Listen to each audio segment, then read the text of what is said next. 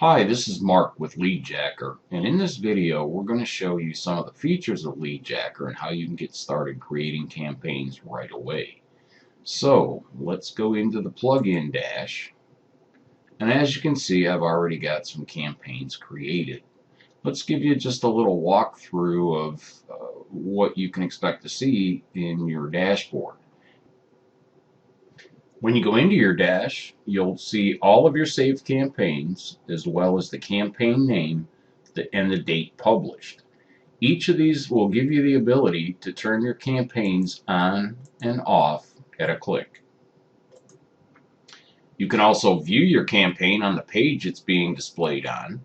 You can edit it from within here and duplicate it or clone it to create another campaign in record time. If need be, this is where you delete it. You can also look at your analytics for this particular campaign from within here, but I'll handle that in a separate video. You also have the ability to sort your campaigns, newest, oldest to newest, and so on, whether they're on or off, so you can quickly get at the campaigns that you might need to edit or clone or check the analytics on. Should you need any help, you'll find that our tutorials and support pages are only a click away. Okay, so let's dive in and create a new campaign. As you'll see, when the new campaign comes up, you start by giving your campaign a name or a title. In this case, we'll simply call this one Testing 1. Next, you'll want to choose where your campaign is going to be displayed.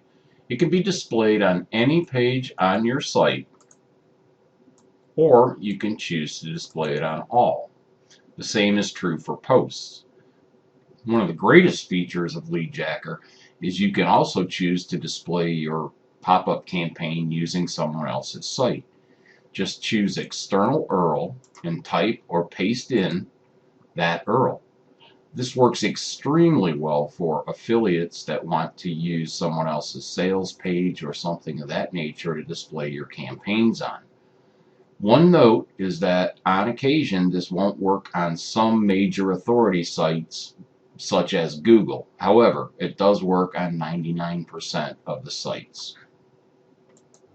Next, you'll choose the action the viewer takes that causes your campaign to trigger or display. It can be based on time, trying to click away from the site, scroll percentage, or a combination thereof. If it's timed in here, you'll add the time that it takes from that action for your campaign to display. You have the ability to set display limit options to your visitor. Could be once hour, day, or only once ever. And you can also animate your campaigns, and this is how they are presented to your viewer.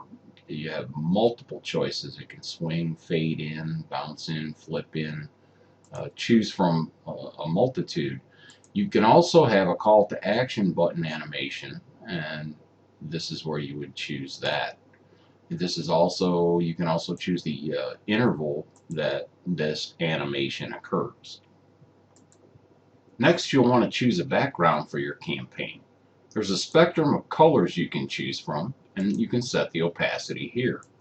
If you're using an external URL and you want that page to be fully displayed underneath your campaign, it's best to choose white as your color and set your opacity to 0.